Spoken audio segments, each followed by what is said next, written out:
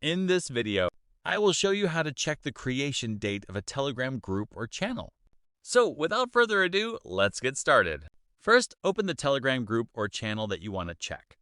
Tap on any message you can find in the chat and select Copy Link. Next, search for saved messages in Telegram and paste the link there. At the end of the link, replace the last number with 1. Then send the message to yourself. After that, open the modified link. This will take you to the very first message in the Telegram group or channel. Simply scroll up until you find the earliest message.